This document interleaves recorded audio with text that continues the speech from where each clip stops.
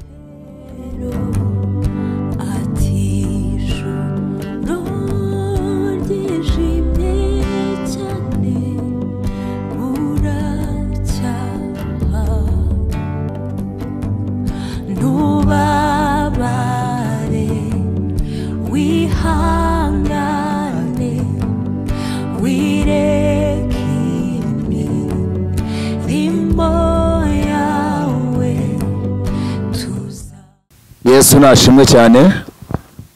Twongeye gushimira Imana kubw'uyu munsi, kuba twongeye kuboneka tukaba tugiye gutanga ijambo ry'Imana. Amazina murayazi ni Pastor Muhirwa Alex. Tukaba tugiye kubagezaho ijambo ry'Imana. Uyu munsi ijambo tugiye kuganiraho ni ijambo nahaye umutwe uvuga ngo kubaho mu buzima bwuzuye umwuka, cyangwa se kubaho uri mu mwuka. Yesu ashimwe. Rimwe na rimwe iyo tuvuze iri jambo rivuga ngo kubaho mu buzima bwuzuye umwuka, hari igihe abantu bamwe bashobora kwibaza ngo ubundi umwuka ni iki. Ariko iyo usomye mu butumwa bwiza bwa Yohana mu gice cyaho cya 4, uhasanga ikiganiro Yesu yagiranye n'Umusamariya ku murongo wa 23. Yaramubwiye ngo igihe kiraje kandi kirasohoye cyuko abasenga data bakwiriye kumusengera mu kuri no mu mwuka. Hanyuma kandi tugasaba ibyanditswe byera bikatubwira ko Imana ari umwuka. Yesu ashimwe. Reka rero dusome ijambo ry'Imana riboneka mu Byahishuwe igice cyaho cya mbere. Tugiye gusoma ku murongo wa 9 kugira ngo noneho twinjire neza mu byanditswe tuganire ijambo ry'Imana. Reka dusome mu izina rya Yesu mu gice cya mbere cy'Ibyahishuwe ku murongo wa 9. Yohana mwene so musangiye amakuba n'ubwami no kwihangana biri muri Yesu. Nari ku kirwa cyitwa Patimo bamora ijambo ry'Imana no guhamya kwa Yesu. Amen. Haleluya. Iri jambo ry'Imana reka yenda mbanze mvugaho gatoya kuri Yohana uyu nguyu. Hariho Yohana ubutumwa bwiza, hakabaho no Yohana mu ntumwa za Yesu 12. Yohana uyu yari mu ntumwa za Yesu 12. Iyo usomye mu butumwa bwiza bwa Yohana mu gice cyaho cya 21 ku murongo waho wa 22 haravuga ngo Yesu abonekera abigishwa be ku nyanja ya Tiberiya. Haleluya. Ari ku nyanja ya Tiberiya abonekera abigishwa be, yahasanze Petero amubaza inshuro zigera muri 3 ihere ku murongo wa 15.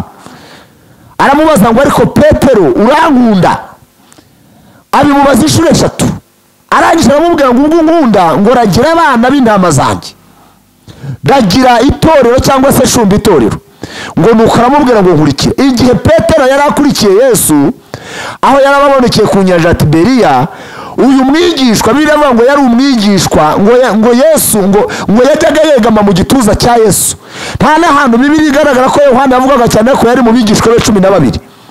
None igihe yari amukurikiye ku murongo wa 22 kuri icyo gice mbabwiye cy'ubutumwa bwiza bwa Yohana, ngo Petero abaza Yesu, aramubaza atari ko uyu nguyu we ibyo bimeze gute?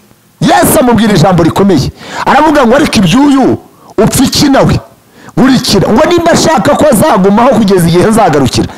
Ibyo Yesu yavugaga ni ibihe? Yesu yavugaga ko azongera kumwiyereka i Patmos. tuvuge ngo haleluya. Turi ku ijambo rivuga ngo kubaho mu buzima bwuzuye umwuka. Bene data, iri sezerano Yesu yararidusigiye. Bantu mu nyumva, Yesu ajya kujya mu bwami bwo mu ijuru yavuganye n'abigishwa be, arababwira ngo nzaboherereza, nzabaha izindi mbaraga, nimugende mujye Yerusalemu mutegereze, muzabona undi mufasha, muzabona izindi mbaraga zo kubana namwe, muzazura umwuka wera. Arabibasezeranya, abaha iryo sezerano. Iyo usomye mu bice bibiri usanga iryo sezerano bararihawe. Yesu nashimwe cyane ko bagomba kuzura umwuka wera.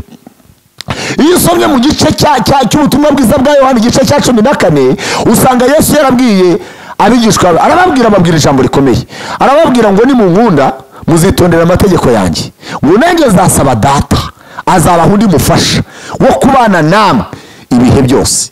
Uyu mwuka wera cyangwa ijambo kuvuga ngo kubaho mu buzima bwuzuye umwuka si ugutandukana n'umwuka, ahubwo ni ukubaho muri ubwo buzima, kuko agomba kuba muri twebwe. Ndashaka kuvuga ibintu bibiri bishobora gutuma utandukana kutabaho mu buzima bwuzuye umwuka. Ni kimwe gusa, igihe icyo ari cyo cyose wakoze icyaha, igihe icyo ari cyo cyose wabayeho mu buzima bwo kudakunda ijambo ry'Imana, mu gihe icyo ari cyo cyose udasenga, mu gihe icyo ari cyo cyose udakunda ijambo, ushobora gutandukana n'umwuka w'Imana. Ariko Yesu yamuduhaye nk'isezerano, haleluya, agomba kubaho mu buzima bwacu.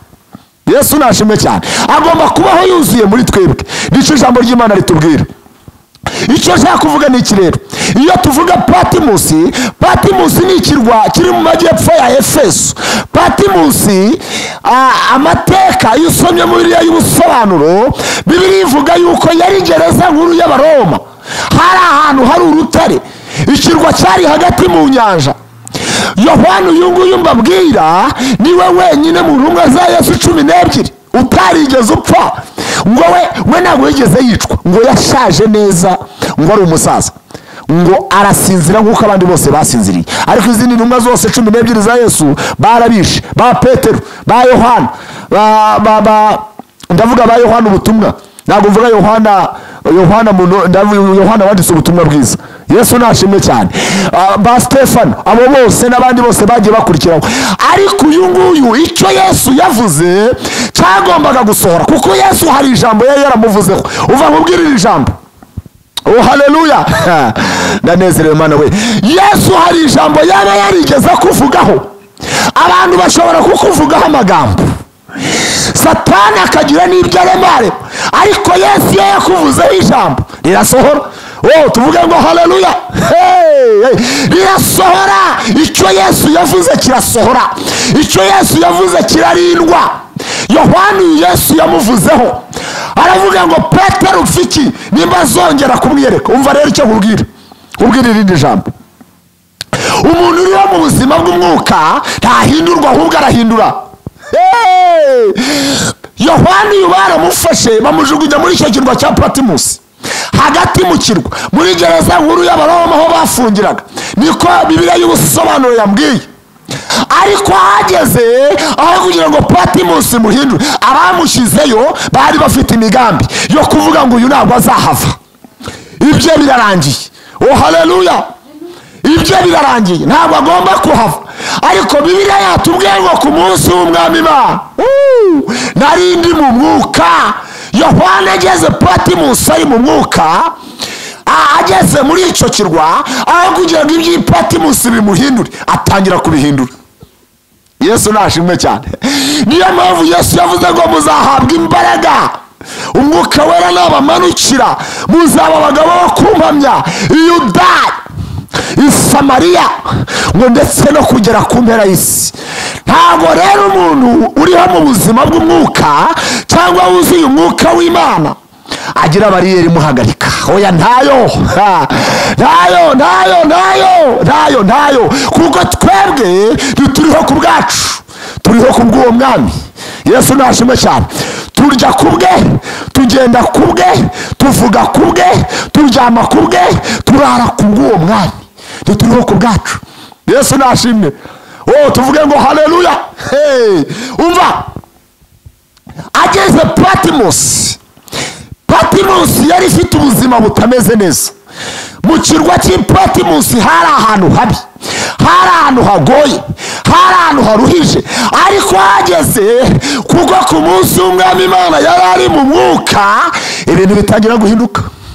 Reka nkubwire, iyo uri mu buzima bwuzuye umwuka nta kitumva, n'amabuye arumva. Yesu nashimwe cyane. Bibiliya irambwira ngo nuko atereye amaso rya jambo Yesu yabwiye Petero ngo upfiki, nimba uyu nguyu ashaka ko azongera kumbona, ngo abone umugabo ngo ukenyeje izahabu, yari afite ubwiza budasanzwe, aratangira amuha amakuru, aratangira amubwira ngo Petero we, hari amatorero ugomba kwandikira ari muri Aziya yo hagati, yari amatorero 7, atangira kuyandikira, aravuga ngo ngaho andika. Yesu nashimwe cyane. Andikira aya matorero. Ndashaka kuvuga ikibene data, iyo uriho mu buzima bwuzuye umwuka, iyo uriho wuzuye umwuka w'Imana, nagupfa. Yesu nashimwe cyane, nagupfa. Haleluya, nagupfa. Impamvu tudapfa ni iyihe? Dufite ijambo ryavuzwe na nyirurugo, dufite ijambo ryavuzwe n'umugabo utajya uvuguruzwa. Reka mbabwire, amagambo, abantu bashobora kuvuga amagambo amwe n'amwe akavuguruzwa, ariko dufite ijambo twavuganye nawe, dufite ijambo twabwiwe n'Imana. Tuvuge ngo haleluya. Turi kuri iyi televiziyo uyu munsi, ariko ndahamya yuko uyu mukozi w'Imana Bishop Aline ntabwo ari igitangaza kuba yabihari, ariko ndafashijwe we, ntabwo ari igitangaza. Hari umuririmbyi yavuze ngo yari yarabitubwiye, yari yarabitubwiye. Iyo uyu mugabo yagusezeranije asohoza ibyo yasezeranije. Iyo yasezeranye, umva, hari icyo yavuganye nawe, hari icyo yagusezeranije. Uriho mu buzima bwuzuye umwuka, ndakubwiye ngo humura mu izina rya Yesu, va mu iterabwoba ry'abadayimoni. Ubundi Satani inshingano afite ni ugutera ubwoba gusa, imirimo ye ni ugutera ubwoba gusa, ariko Umwami yatuzaniye amahoro. Ndagutangariza ngo niba afite icyo yagusezeranije kizasohora. Emera gusa, wemerere umwuka w'Imana, wemerere kubaho mu buzima bwuzuye umwuka, wemerere kubaho wuzuye imbaraga z'Imana. Yesu nashimwe cyane. Nta kintu na kimwe yakwima, nta kintu na kimwe wabura. Tuvuge ngo haleluya. Bwana asifiwe sana. Iyo tuvuga kubaho mu buzima bwuzuye umwuka, tugenda tubona abakozi b'Imana, abantu bose banesheje iyi si, abantu bose banesheje ibigeragezo, abantu bose banesheje umwanzi Satani, abantu bose barwanya intambara bagahagarara ku itorero ry'Imana, bagahagarara mu masezerano y'Imana yera bavuzeho, bari buzuye umwuka w'Imana. Nta muntu n'umwe tubona warwanye mu kandi nta n'ubwoba bari bafite. Iyo usomye ijambo ry'Imana, ibyanditswe byera bitubwira inkuru y'umugabo witwa Stefano. Stefano yari umudiyakoni mu itorero rya mbere. Stefano yari yuzuye umwuka w'Imana, ngo abantu baraterana bamutera amabuye, ariko ngo igihe bamuteraga amabuye, Stefano yuzura umwuka, ayuzura imbaraga z'Imana. Igihe yari yuzuye imbaraga z'Imana, ntiyigeze abana bamuteye amabuye, ntiyigeze abana abamumereye na hoya. Ahubwo Stefano ngo nuko araramye, ngo abumbuye amaso, ngo arebye mu ijuru, ngo abona ijuru rirakingutse, ngo abona Imana Data, ngo n'umwana yicaye. Icyo gihe ngo amaze kubireba, haleluya, mwami we, ngo amaze kubikwitegereza ijuru uko rimeze, ntiyaterwa ubwoba n'abamuteye amabuye, ntiyabona abanzi bamutera. Uzi ikintu yavuze? Yaravuze ngo Mana bababarire, kuko abangaba batazi icyo bakora. Kuko yari yuzuye umwuka w'Imana. Pawulo yuzuye umwuka amaze kurobanurirwa kuvuga ubutumwa bwiza. Bibiliya iravuga ngo mu rugendo rwe rwa mbere, muri icyo gice cya 13 cy'ibyakozwe n'intumwa, ngo ahura n'umugabo witwaga BYAHISHUWE. BYAHISHUWE yari umukonikoni, yari umupfumu mu bundi buryo bundi. Muri aka kanya ndashaka kukubwira ngo baho mu buzima bwuzuye umwuka. Numara kubaho mu buzima bwuzuye umwuka, hari ikintu uri buvugane n'abapfumu. Abapfumu hari ikintu ubabwire, hari imbaraga ziri buva muri wowe ziri bubatwike. Ufite abarozi baguteba kuzengurutse, ufite ibibazo bigeragezo bikuzengurutse, ufite abarozi bakuroga. Hari abapfumu, reka ze nguha amakuru. baho mu buzima bwuzuye umwuka mu izina rya Yesu.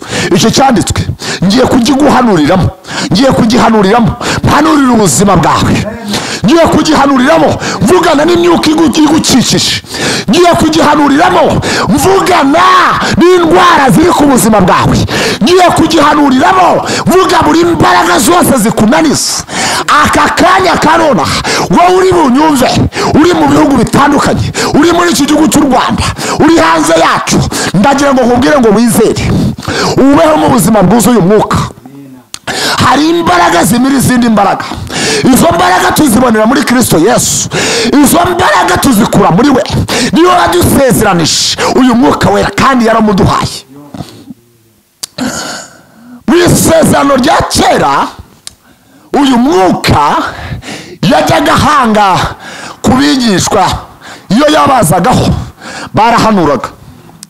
Uyu mwuka iyo yazaga ku batambyi, ariko bamara kuvuga icyo yababwiraga uwo mwanya bagahita bagenda.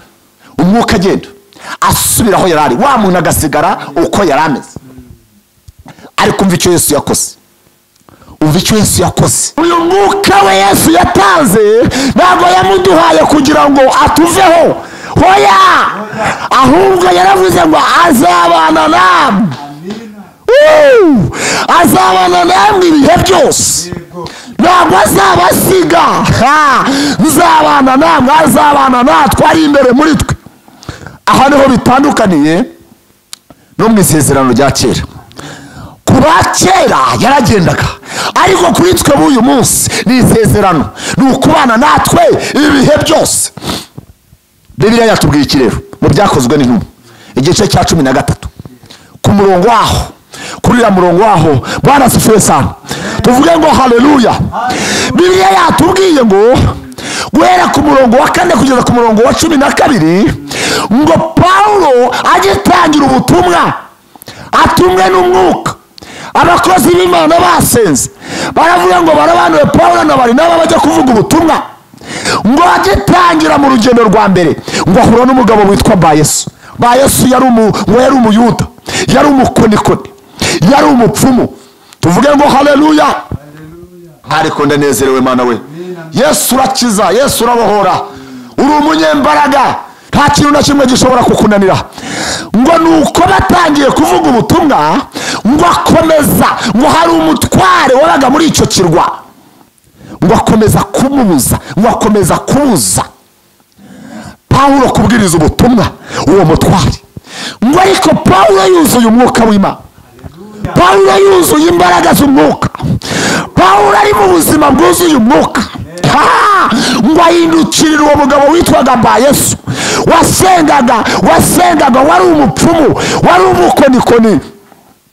Aramubwira ngo wa mwanzi w'Imana we, wa mwanzi w'ibyiza we, ntuzakomeza guhora, n'ubundi ntuzabura guhora ugoreka iby'ijambo ry'Imana, ntuzakomeza kubuza abantu gukizwa. Ngo yuko Paulo wari wuzuye umwuka n'ubwenge bw'Imana, ngo arahindukira, ngo ako kanya ngo aramuvuma, ngo aravuga ngo uyu munsi umara iminsi 7 uri impumyi, umara iminsi 7 bakurandata mu nzira. Oh haleluya. Umara iminsi 7 utareba, kubera yuko ubuza umutware, kubera yuko ubuza abantu gukizwa. Ngo muri ako kanya ngo nkuko Paulo abivuze, ngo bita biba, ngo ahinduka impumyi, ngo atangira kugenda mu nzira bamurandata, atangira kutabona. Ngo nuko Paulo ngo atangira kubwiriza wa mutware wari uyoboye ikirwa, amubwiriza ubutumwa, ngo bitangaza umutware ngo yizera Yesu, yakira ijambo ry'Imana. Ndimo ndavukana n'ibintu byakubereye BYAHISHUWE mu nzira zawe. Lema kosa emende vaya holy star. Imbaraga z'Imana. Reka ngubwire, hari ibintu biza bimeze nka BYAHISHUWE. Erega hari igihe na kanseri za ku buzima bwa BYAHISHUWE. Hari igihe abapfumu n'abarozi bakuroze baza ari BYAHISHUWE. Ariko nagira ngo ngutangarize yuko umuntu uriho mu buzima bwuzuye umwuka ajya avumana ba BYAHISHUWE bakagenda mu izina rya Yesu. hari imbaraga zizima, hari imbaraga z'umwuka, hari imbaraga twahayemo isezerano ziba muri twebwe. Izo zirabohora, zirakiza. Yesu nashimwe cyane. Yesu wacu arakiza. Haleluya. Yesu wacu arabohora. Haleluya. Yesu wacu ni muzima. Yego. Ibyo avuze nibyo, kandi iyo agusezeranije ibyo agusezeranije birasohora. Ndagira ngo nkubwire aya magambo mwene data unyumva muri kano kanya mu izina rya Yesu. Niba Paulo ndagira ngo ngusobanure gato kuri Paulo. Mu basomyi ba Bibiliya ntabwo mwayoberwa Paulo yari umwe mu bantu barenganyaga itorero ry'Imana. Yesu nashimwe cyane. Paulo yajyaga arenganya itorero ry'Imana. Paulo igihe kimwe ajya gufatwa ngo yajyaga i Damasiko agiye kurenganya itorero. Yari agiye i Damasiko agiye kurenganya abakristo, ngo ariko ari mu nzira ngo atungurwa n'umucyo. Ubundi yitwaga Sawuli, yarenganyaga itorero, yicaga rwose, yakoraga ibintu bitari byo, ariko amaze gutungurwa ngo amara iminsi 3. Igihe kimwe cy'iminsi 3 Paulo ava aho ngaho ngo yuzura umwuka, atangira kuvuga ubutumwa bwiza. Uvuge ngo haleluya. Atangira kuvuga ubutumwa bwiza, atangira kuvuga ijambo ry'Imana, atangira kubwiriza, atangira kwandika ibitabo. Agenda muri Efeso, amakuru ni maremare yandikira Efeso, abakori, nibyo n'ibitabo byose bya Paulo. Ubwo nibwo bwari ubuzima bwe. Yesu ashimwe cyane. Ariko yamariye gutungurirwa, amaze kuzura umwuka wera, imbaraga z'Imana zimaze kuba muri we, ubwoba burashira, ibya Sawuli birahinduka, ibyo kurenganya birahinduka. Aba umukozi w'Imana. Niho yari ngo Bibiliya avuga ngo yari yaranize, ngo yari Paulo wari wuzuye umwuka n'ubwenge bw'Imana, ngo yari afite ubwenge ngo kandi yuzuye n'umwuka. Oh haleluya. Niho yahagaze aravuga ngo wa mukonikoni we, wa mupfumu we, wa mwanzi w'ibyiza we, ndagutegeka kutazongera, ndagutegeka mu izina rya Yesu, aka kanya umwijima uze kuri wowe. Barabihanuye ubutumwa bwiza, arabavuga ngo yuzuye umwuka w'Imana. Umva mvugane nawe mu izina rya Yesu. Umva aya magambo nyakubwire. Urarushye, uranyumva aho waba uhariho hose. Buri gihe icyo ari cyo cyose iyo uryamye hari amajwi avugana nawe, hari inzozi ugira zitari inzozi z'umuntu akwiriye kuba afite. Ukumva uri mu cyumba cy'umwijima, rimwe na rimwe uri ahantu hafungiranye utashobora no kumenya, rimwe na rimwe wumva unagenda kandi uryamye. Uranyumva aho uriyizi ibyo ndimo nkubwira. Reka nkubwire mu izina rya Yesu, niba Paulo yuzuye umwuka w'Imana, yaravumye uyu mugabo witwa YESU, akarindagira mu nzira ubutumwa bwiza bukavugwa, ibyo bintu bikaba bikubujije amahoro, ubuza amahoro mu buzima bwawe. Mu izina rya Yesu ndategeka iyo myuka uyu munsi, wowe uri mu nyumva aho uri hariho hose, numara kubyuka, numara kumva iyo audio, izere, soma ibyanditswe, senga, pfukama, bwira Imana. Ibyo uri buvuge ibyo ari byo byose biraza kumvikana. Buri wese araza kubibona, buri wese araza kubyumva, buri wese araza kubimenya. Iyo myuka iraza kukumvira, izo mbaraga zikukoze ziraza kukumvira, iyo myuka ikurwanya iraza kukumvira, iraza kugenda. Reka mbabwire, igihe kimwe mu gice cya 10 cya Danieli ngo ahagurukijwe no gusenga. Danieli arota inzozi, abona ibintu yabonye biramuyobera, ajya imbere y'Imana kwibaza. Bibiliya iratubwira ngo ku munsi wa mbere Danieli atangiye gusenga ngo Imana imuzanire igisubizo. Oh haleluya, haleluya. Imana yohereza igisubizo cya Danieli, ngo ariko ngo ubwami bw'Ubumedi, imyuka mibi ikorera mu kirere, imbaraga z'umwijima ngo zifata igisubizo cya Danieli, zifata ibisubizo bya Danieli. Danieli igisubizo nticyamugeraho. Ku murongo Bibiliya tubwira ngo ari ku nyanja, muri icyo gice cya 10 cya Danieli, ngo ari ku nyanja, uruzi ruri rwitwaga Hedekero, ngo ni ku marayika Mikaeli ngo araza aramubwira ngo maze igihe ndwana intambara. Daniel nzanywe no kugusubiza ku munsi wa mbere. Igisubizo cyari cyaje. Iyo tuvuga ubwami bw'Umedi n'Uperesi, tuba tuvuga imyuka, tuba tuvuga imbaraga z'umwijima, tuba tuvuga abadayimoni, tuba tuvuga abamarayika banimburanywe na Satani. Igihe hajugogaga mu isi bahindutse imyuka mibi, bamwe baheze mu kirere wa ku bwami bw'Umedi n'Uperesi. Ntago turwana n'ibintu bifite umubiri n'amaraso, turwana n'imyuka. Niko umugaragu w'Imana Pawulo yavuze, turwana n'imbaraga zikorera mu kirere, turwana n'imbaraga z'umwijima, turwana n'ibintu bitagaragara. Intambara yacu ntabwo ari ifatika, intambara yacu ntabwo ari igaragara, intambara yacu turwana mu mwuka. Niyo mpamvu ugomba kubaho mu buzima bwuzuye umwuka, kuko turwana mu buryo bw'umwuka. Ntabwo turwana ngo dufate inkoni dukubite, ariko mu isi y'umwuka turarwana intambara yo mu mwuka, dukubita hasi. Pawulo yaravuze ngo dufatanira ibyishyira hejuru tugakubita hasi impaka zose, ngo twanane tukabigomorera Uwiteka, kuko intambara yacu niyo mwuka. Yesu nashimwe cyane, tuvuge ngo haleluya. Izo mbaraga turwana nazo rero zirabizi nazo, ariko kubw'imbaraga z'Imana, kubw'imbaraga z'umwuka, turasenya tugakubita hasi ibyo byose. Urimo uranyumva aho uri, mu izina rya Yesu. Hari ibyananiranye ku buzima bwawe, haguruka wizeye, wuzure umwuka, usenye izo mbaraga zikurwanya. Nubibwira birakumvira. Buri kintu cyose kigira amatwi, iyo myuka igira amatwi irumva. Iyo turwana mu isi y'umwuka, iyo turi mu ntambara y'umwuka, tuvuge ngo haleluya. Iyo tuvuga, iyo myuka ibibyumva. Gusa ikiba gitegerejwe, haba hategerejwe wowe. Urizeye, wuzuye umwuka w'Imana, usoma ijambo ry'Imana, urasenga, uzura umwuka, ubibwire.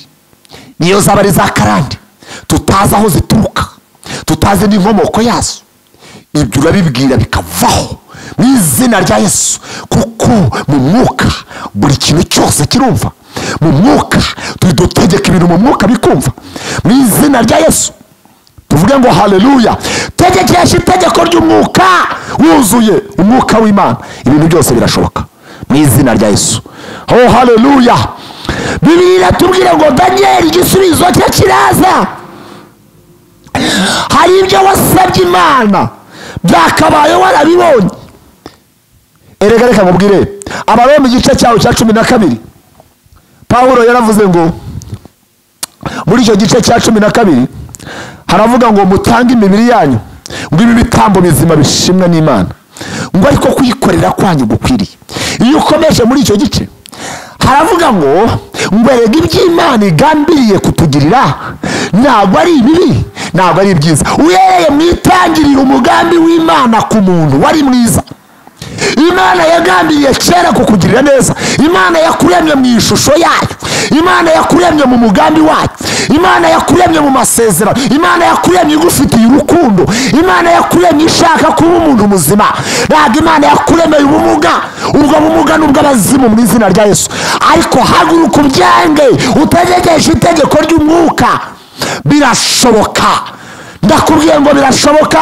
Ibidashobokera abana b'abantu ku Mana birashoboka. Ndakubwiye ngo birashoboka mu izina rya Yesu. Amahoro y'Imana abane namwe mu izina rya Yesu. Nyemerera nsengane nawe iri sengesho.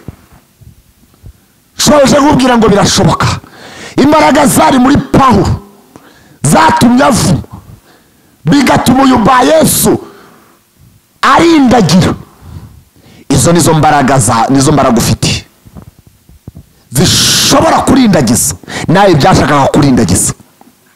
Ariko kubera iki bishaka kurindagiza? Kubera iki bishaka kukugira ko waba imbata yabyo? Kubera iki izo ndwara zivuga ngo abantu bavuga ngo nimugende mutegereze kuzapfa, zakurindagiza zikakubwira ngo ngube muri ubwo buzima, nawe zirindagize mu izina rya Yesu. Niba Pawulo yuzuye umwuka yararindagije BYAHISHUWE akabimumye, nawe wabirindagiza. Ariko ndanabirindagije mu izina rya Yesu. Utanabivuga ndabikuvugiye, birindagire uyu munsi, birindagire uyu munsi kubw'icyubahiro cy'Imana. Reka dusengane Imana, icyubahiro kibi cy'Uwiteka. Mana mu izina rya Yesu nongeye kuguha icyubahiro. Uri Imana nziza, uri Imana igira neza. ingoma z'abami zagiye zitambuka ibihe bigenda bihana n'ibindi, ariko ingoma yawe ntabwo igihinduka. Turasenze muri kano kanya mu izina rya Yesu Kristo umwana w'intama w'Imana, dusengeye abana b'Imana bari hirya no hino, turategeka imbaraga zibaremerera. Ndasengera abarwayi batandukanye, abo ngabo bategereje mu izina rya Yesu. Hari imbaraga zibohora, hari imbaraga zikiza. Ubugaramu bwawe ratubwiye mwami ngo umugaragu wa Yohana ku munsi w'umwami Imana ngo yari ari mu mwuka, yari yuzuye imbaraga, ngo nuko arategeka aravuga ngo ku munsi w'umwami Imana narindi mu mwuka. Oh haleluya. Patmos arayihindura, ikirwa cy'Ipatimo ibintu byose birahinduka, ibintu biramenyekana. Reka hagira ibintu bihinduka uyu munsi, reka hagira ibintu bihinduka. Reka twumva amakuru witeka Mana Nyiringabo. Reka hagira abantu batelefona mu izina rya Yesu Kristo. Reka hagira abantu bahamagara bavuga ngo byahindutse. Oh haleluya.